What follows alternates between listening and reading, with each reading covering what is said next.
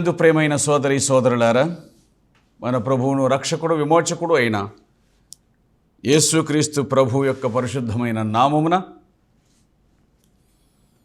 మీకు నేను వందనములు మరియు శుభములు తెలియజేయచ్చు ఉన్నాను. దైవ గ్రంథములో నుండి మనము రూతు గ్రంథము మొదటి అధ్యాయమును మనం ధ్యానం చేస్తూ ఉన్నాం. రూతు గ్రంథం మొదటి అధ్యాయం 16వ వచనం. అందుకు రూతు, నా వెంబడి రావద్దనియు నన్ను విడిచిపెట్టవద్దనియు నన్ను బతిమాలుకొనవద్దు. నీవు వెళ్ళి చోటికి నేను వచ్చేదను, నీవు నివసించు చోటనే నేను నివసించదను. నీ జనమే నా జనం, నీ దేవుడే నా దేవుడు. నీవు మృతి పొందు చోటను నేను మృతి పొందేదను, అక్కడనే పాతి పెట్టబడేదను. మరణం తప్ప మరి ఏదైనను నిన్ను నన్ను ప్రత్యేకించిన ఎడల యెహోవా నాకు ఎంత కీడైనను చెయ్యునుగాక అనెను. రూతు యొక్క తీర్మానమును గూర్చి మనము వింటూ ఉన్నాం. ఆమె యెహోవా దేవుని యందు విశ్వాసం ఉంచిన స్త్రీగా కనబడుతుంది. ఇక్కడ నయోమి యెహోవాను గూర్చిన జ్ఞానము గల స్త్రీ, ఆయనను ఎరిగిన స్త్రీ. అది తన జన్మ నుండి. కానీ రూతు మధ్యలో యెహోవా దేవుణ్ణి గూర్చి ఎరిగినటువంటి స్త్రీగా కనబడుతుంది. ఇది ఎలాగూ అనగా ఆ దేవుడే ఆమెలో కలిగించినటువంటి విశ్వాసం అని చెప్పాలి. అదేంటి? నయోమి రూతు విశ్వాసమునకు కారకురాలు కాదా అంటే సంపూర్ణంగా కాదని చెప్పాలి. నయోమి యెహోవా మీ ఎడల దయచూపునుగాక అని అనింది. యెహోవా మీకు నెమ్మది దయచేయునుగాక అని పలికింది. కానీ యెహోవా నాకు విరోధి ఆయను అని మాట్లాడింది. నేను విశ్వసించిన దేవుడు నాకు విరోధి, నేను విశ్వసించిన దేవుడు మీకు సహాయం చేయవాడు అన్నట్లుగా మాట్లాడుతూ ఉంది. ఇద్దరికీ ఒకరు ఏ విధంగా రెండు లక్షణాలు ప్రదర్శించగలుగుతాడు? నాకు విరోధి, ఆయన మీకు సహాయం చేస్తాడు, నన్ను శపించాడు, మిమ్మల్ని దీవిస్తాడు అని ఏ విధంగా చెప్పగలుగుతుంది? ఈ సాక్ష్యాన్ని బట్టి ఏమని అనుకోవాలి? కానీ నా ఆలోచన ప్రకారంగా యెహోవా తన జనులను దర్శించెను అనే ఆ వచనమే, ఆ మాటనే, ఆమె వినినటువంటి ఆ సంగతి రూతు జీవితంలో విశ్వాసాన్ని నాటినట్లుగా కనబడుతుంది. వినుట వలన విశ్వాసం కలుగును. కాబట్టి ఆమె దేవుని గురించిన మాట వినింది, ఆయన తన జనులను దర్శించాడు అని. ఇప్పుడు ఆమెలో విశ్వాసము ప్రారంభం అయ్యింది, విశ్వాసం పడచూపింది. ప్రియులారా, వాక్యం చెబుతున్న సంగతి ఏమిటంటే, యూదురాలైనటువంటి నయోమిని బట్టి కాక ఆ దేశము నుండి వచ్చిన వార్త రూతుల విశ్వాసాన్ని నింపింది. నయోమి నోట నుండి దేవుడు నాకు విరోధి ఆయను, ఆయన నాకు చాలా దుఃఖం కలగజేసెను, ఆయన నన్ను రిక్తురాలిగా రాజేసెను, ఆయన నాకు విరోధి ఆయను. తాను విశ్వసించిన దేవుణ్ణి గూర్చి ఈ సాక్ష్యం ఎవరైనా చెబితే, యెహోవా నాకు విరోధి ఆయను అని సాక్ష్యం చెబితే వినువారు ఎట్లా విశ్వసించగలుగుతారు?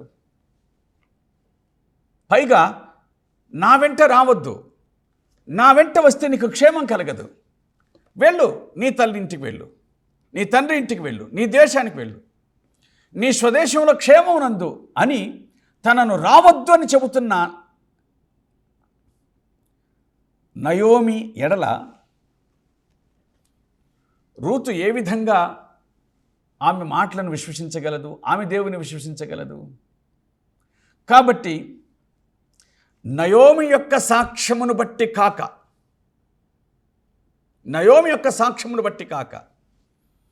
తాను వినిన దానిని బట్టి మళ్ళీ చెప్తాను ఆ మాట. ఆయన దండించువాడు మాత్రమే కాదు, దర్శించువాడు కూడా. యెహోవా తన జనులను దర్శించెను. ఆ మాట వినింది, తనలో విశ్వాసం పడుచూపింది, విశ్వాసం ప్రారంభమైంది. అంచేతనే ఆమె యెహోవా దేవుని యందు విశ్వాసం ఉంచి ఇలాగంటుంది, నా తీర్మానం ఇది, నీ దేవుడే నా దేవుడు. నీ విశ్వాసంతో నాకు సంబంధం లేదు. ఆయన ఎడల నువ్వు ఏమాత్రం విశ్వసించుతున్నావో ఆ సంగతితో నాకు సంబంధం లేదు. కానీ ఆయన నా దేవుడు, నీ జనులు నా జనులు, నీ దేవుడు నా దేవుడు, నీ దేశం నా దేశం. నువ్వు ఎక్కడ పాతి పెట్టబడతావో నేను అక్కడే పాతి పెట్టబడతా. ఇది వారికి ఉన్నటువంటి బంధం. మళ్ళీ మాట చెప్పాలి, ఇది అత్తా భర్త బంధం కాదు, ఇది దేవుని బంధం. ఆమెకు దేవుని ఎడల కలిగినటువంటి విశ్వాస బంధం. అంచేతనే ఆమె విశ్వాసం భవిష్యత్తు ఎరగని స్థలానికి, ఆమె విశ్వాసం ఏమి జరుగుతుందో తెలియని అయోమయ స్థితిలోనికి కూడా దృఢంగా నడిపించింది. భవిష్యత్తు ఏమిటో ఎరగదు, అంధకారమో లేకపోతే పట్టపగలో, తనకేమీ తెలియదు. కానీ తాను అక్కడికి వెళ్ళదలుచుకుంది. విశ్వాసం ఎప్పుడు కూడా నిరీక్షించబడే వాటి యొక్క నిజస్వరూపమే కానీ ఎప్పుడు రుజువులను కోరదు. విశ్వాసం రుజువులను కోరితే అది విశ్వాసం కాదు. నాకేమైనా కలగని, ఎంత కీడైనా కలగని, నేను మాత్రం నిన్ను విడిచిపెట్టాను. దాని అర్థం నీ దేవుణ్ణి నేను విడిచిపెట్టాను. 18వ వచనం, తనతో కూడా వచ్చుటకు ఆమెకు మనస్సు కుదిరిందని నయోమి తెలుసుకున్నప్పుడు. భక్తి జీవితం అంటే ఏంటంటే మనస్సు కుదిరిన జీవితం. బంధం ఏమిటంటే మనస్సు కుదరటం అన్నమాట. ఈ మాటలు అర్థం కావాలి. బంధం ఏమిటంటే మనస్సు కుదరడము, మనస్సు కుదరటం. మనస్సు కుదిరింది. ఏ విధంగా కుదిరింది మనస్సు? విశ్వాసం మనస్సును స్థిరపరుస్తూ ఉంది. విశ్వాసం మనస్సును కుదుటపరుస్తూ ఉంది. కుదిరింది. దేవుని మీద మన విశ్వాసం ఏమిటి అని అంటే, ఆయన ఏదన్నా మనకిస్తే అప్పుడు మన మనస్సు కుదుట పడ్డం కాదు. మనం కోరుకోనింది ఆయన మనకిస్తే, మనం అనుకోనింది జరిగితే అప్పుడు మన మనస్సు ఆయన మీద కుదుటపడ్డం కాదు. మనస్సు కుదుటపడ్డం అన్నటువంటిది దేవుడు చేసే క్రియలను బట్టి కాక దేవుణ్ణి బట్టి, మనకు కలిగే మేలును బట్టి కాక దేవుణ్ణి బట్టి. మనకు కలిగే భౌతికమైన మేలులు శాశ్వతం కాదు. ఆయన మనం అనుకున్నవన్నీ మనకు జరిగించిన శాశ్వతం కాదు కదా. మనకు మంచి సంబంధం దొరకవచ్చు, మనం అనుకున్న పిల్లలే పుట్టవచ్చు, మనకు మంచి ఇళ్ళు దొరకవచ్చు, ఉద్యోగం దొరకవచ్చు, సంపాదన దొరకవచ్చు. కానీ ఇవి కాదు కదా మన వెంట వచ్చేది. ఇవి లోకంలో మనం అనుభవించటానికి దేవుడు మనకిచ్చినవి, స్థిరం కాదు కదా. వీటిని బట్టి కాదు. విశ్వాసం కనిపించే వాటిని బట్టి కాదు. విశ్వాసం భౌతికమైన వాటిని బట్టి కాదు. విశ్వాసం ఏమిటి అనంటే పరసంబంధమైనటువంటి దానిని బట్టి దేవుని వాక్యం ఇలాగున చాలా స్పష్టంగా మనకు సెలవిచ్చే మాట ఏమిటంటే, విశ్వాసం అన్నది నిరీక్షింపబడి వాటి యొక్క నిజస్వరూపం అదృశ్యమైనవి ఉన్నవంటకు రుజువునై ఉన్నది. దానిని బట్టియే పెద్దలు సాక్ష్యమును పొందిరి.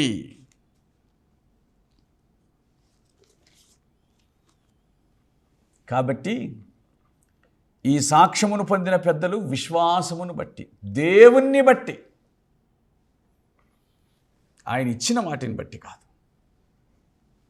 రూతు విశ్వాసం ఆయన ఇవ్వబోయే వాటిని బట్టి ఏం కాదు.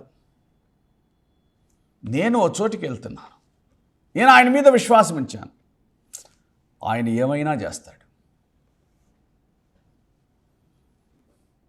అందుచేత ప్రియులారా, దేవుని మీద విశ్వాసము భౌతిక అవసరాల కోసం కాదు, దేవుని మీద విశ్వాసము ఆయన కోసం, ఆయన కోసం, ఆయన కోసం అనే సంగతిని జ్ఞాపకం చేసుకొని ఆయన వెంబడిద్దాం. తనతో కూడా వచ్చుటకు ఆమెకు మనస్సు కుదిరిందని నయం తెలుసుకున్నప్పుడు అందుని గురించి ఆమెతో మాట్లాడుట మానెను. కనుక వారిద్దరూ బెత్లెహేము వచ్చే వరకు ప్రయాణము చేసిరి. వారిదో ప్రయాణం, బెత్లెహేము వచ్చేదాకా చేసిన ప్రయాణం, వారిద్దరు కలిసి చేసిన ప్రయాణం. మనస్సు కుదిరిన రూతు, మనస్సు కుదిరిన రూతు, అలాగే తన స్వాస్థ్యమునకు బయలుదేరిన నయోమి. నయోమిని వెంబడించుటకు మనస్సు కుదిరిన రూతు, తన స్వాస్థ్యమునకు బయలుదేరిన నయోమి కలిసి ప్రయాణం చేసి బెత్లెహేమునకు చేరారు. ఈనాటికి యూదులు ప్రభు అయిన యేసుక్రీస్తునందు అనేక మంది జాతిపరంగా మెస్సియాగా ఆయనను అంగీకరించారు. మెస్సియా వస్తాడు అని వారు అనుకుంటూ ఉన్నారు. జాతిపరంగా ఇశ్రాయేలీయులు యేసుక్రీస్తు ప్రభువును మెస్సియాగా అంగీకరించరు. వ్యక్తిగతంగా ఎవరైనా విశ్వసిస్తే విశ్వసించవచ్చునేమో కానీ యూదులు, కానీ యూదా జాతి మొత్తం ప్రకారం ఆలోచన చేస్తే వారు ప్రత్యక్షంగా అధికారపూర్వకంగా యేసుక్రీస్తు ప్రభువును మెస్సియాగా అంగీకరించరు. కానీ మనం రూతు వంటి విశ్వాసమును కలిగిన మనం, ఆయన మెస్సియాయే, వారి నిమిత్తమే వచ్చాడు.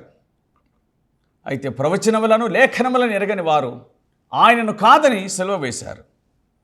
ఆ మెస్సియా మనకు దక్కాడు. అయితే ఆయన వారివాడు, ప్రథమంగా వారివాడు, కాదంటే మనకు దక్కాడు. మళ్ళీ ఆయన వారి కోసమై రాబోవచ్చున్నాడు. మనము విశ్వసించినట్లుగా వారు కూడా ఒక దినాన విశ్వసించబోవచ్చున్నారు. తమ అవిధేయతను విడిచిపెట్టి వారు కూడా ఒక దినాన యేసుక్రీస్తునందు విశ్వాసం ఉంచబోవచ్చు ఉన్నారు. అంచేత వారు ఆ దినమున క్రీస్తును ఇప్పుడు మనం ఎరిగినట్లుగా వారు ఆయనను రక్షకునిగా విశ్వసించబోవచ్చు ఉన్నారు. వారు అంటే మనము విశ్వసించిన యూదులు కలిసి పరమ బెత్లెహేమునకు వెళ్ళడానికి మనం ప్రయాణము చేస్తున్న వారము అనే సంగతిని జ్ఞాపకం చేసుకుందాం. 19వ వచనం, వారు బెత్లెహేమునకు వచ్చినప్పుడు ఆ ఊరి వారందరూ కూడా గుంపు కూడి వచ్చి ఈమె నయోమి కదా అని అనుకొనుచు ఉండగా, ఊరి వారందరూ గుర్తుపట్టారు. బహుశా 10 నుంచి 13-15 సంవత్సరాల కాలం అనుకుందాం. గుర్తుపట్టగలిగిన వయస్సే. నయోమి కదా అని అనుకుంటూ ఉన్నారు.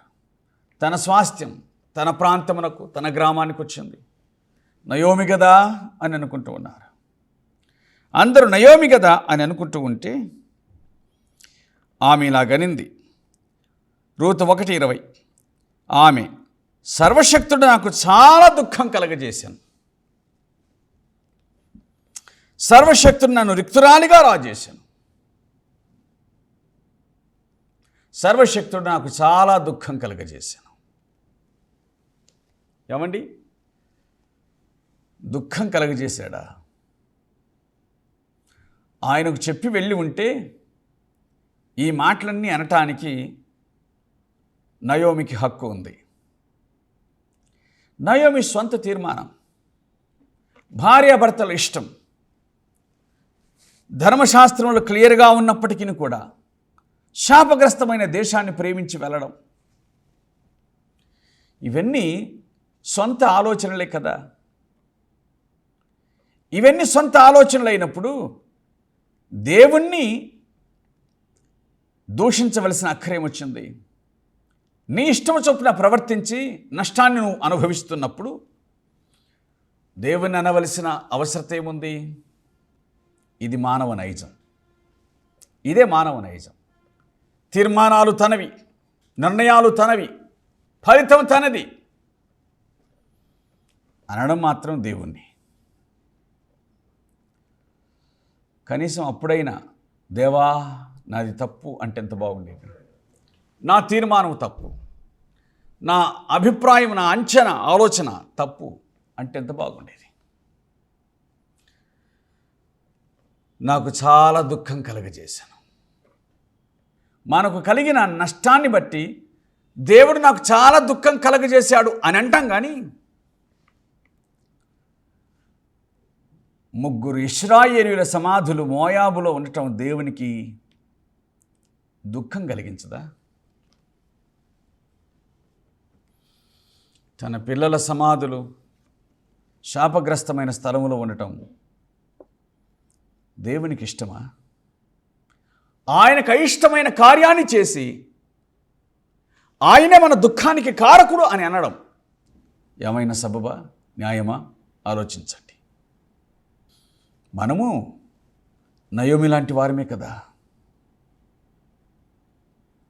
దేవుణ్ణి దూషించటానికి, మనస్సులోనైనా దూషించటానికి ఇష్టపడిన వారమే కదా, దూషించిన వారమే కదా.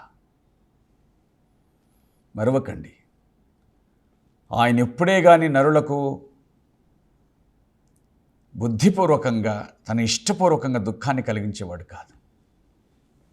మనమే మన తప్పిదాలను బట్టి దుఃఖాన్ని మన మీదికి తెచ్చుకుంటాం. తర్వాత, నేను సమృద్ధి గలదాన్నై వెళ్ళి తిని యెహోవా నన్ను రిక్తురాలిగా రాజేశాను, మీరు నన్ను నయోమి అని పిలువనేలా. నేను సమృద్ధి గలదాన్నై వెళ్ళి తిని, బహుశా భర్త 2 కుమారులు కావచ్చు. యెహోవా నన్ను రిక్తురాలిగా రాజేశాను. సమృద్ధిలో ఎందుకు వెళ్ళావు? సమృద్ధిలో ఉన్నప్పుడు సంతోషించాలి కదా. ఎందుకు వెళ్ళావు? సమృద్ధి కలిగి ఉన్నప్పటికీ సమృద్ధిలో దేన్ని ఆశించావు? శాపగ్రస్తమైన దాన్ని ఆశించావు.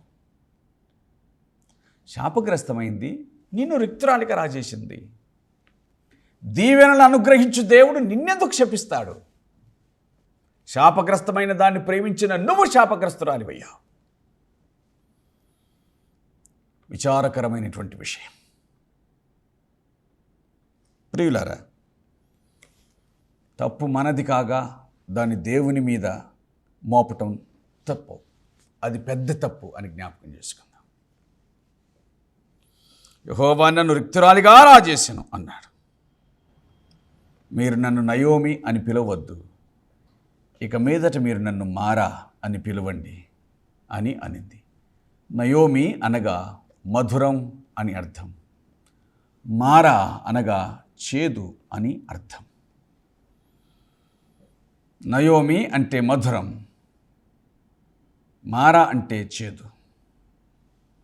చాలాసార్లు మారా జీవితాలను దేవుడు మధురంగా మారుస్తాడు, మారాను ఆయన నయోమిగా మారుస్తాడు. కానీ ఇక్కడ నయోమి మారాగా మారిపోయింది.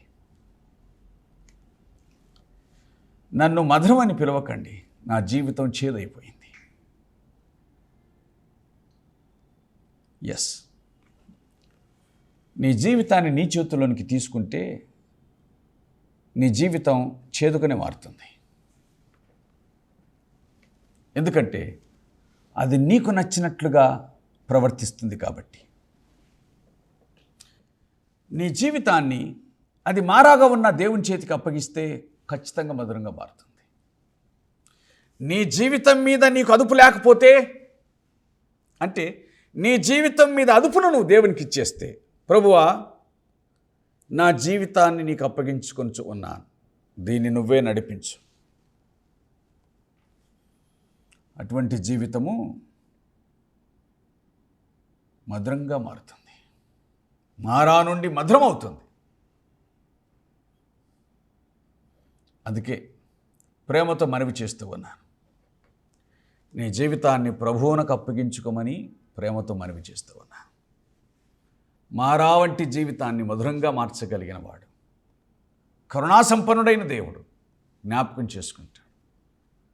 ఆయనకు జీవితాన్ని అప్పగించమని ప్రేమతో మనవి చేస్తూ ఉన్నాను. నేను సమృద్ధి గలదాన్ని వెలితిని, యెహోవా నన్ను రిక్తురాలిగా రాజేశాను. తన చిత్తానుసారముగా జీవించిన భక్తుల జీవితాలను జ్ఞాపకం చేసుకుంటే లేమిలో నుండి సమృద్ధిలోనికి తీసుకుని వెళ్ళాడు ఆయన. గొడ్రాలైనటువంటి శారాకు వాగ్దాన పుత్రునిచ్చాడు. గొడ్రాలైన రిబ్కాకు ఆయన 2 కుమారులను దయచేశాడు. హన్నాకు సమూయేలును అనుగ్రహించాడు. మారా జీవితాలను మధురంగా మార్చాడు. తమను చూసుకొని తమ జీవితం అయిపోయింది అని అనుకున్న వారిని కాలేదు, మొదలవుతుందని చెప్పాడు. ఇక్కడ ఓ విరుద్ధ సాక్ష్యం మనకు కనిపిస్తూ ఉంది. ఏమిటా విరుద్ధ సాక్ష్యం? యెహోవా నన్ను రిక్తురాలిగా రాజేసెను అని, యెహోవా నా మీద విరుద్ధముగా సాక్ష్యం పలికెను అని, సర్వశక్తుడు నన్ను బాధపరిచెను అని. దేవుని మీద ఎన్ని మాటలు మాట్లాడుతుందండి. మనం ఇలాగూ ఉండకుందుముగాక, మనం ఆయనను నిందించకుందుముగాక. ఆయన మన క్రియలను బట్టి చూడగా ఆయన సరైన వాడు, అందులో అనుమానం ఏమీ లేదు. మన అవిధేయతను బట్టి చూడగా మనకు కలిగినటువంటి ఈ శిక్ష సరైనది అని మనం గుర్తుంచుకోవాలి. ఆయన ఎంత మాత్రమును కూడా న్యాయమును తప్పినవాడు కాదు అని మనం జ్ఞాపకం చేసుకోవాలి.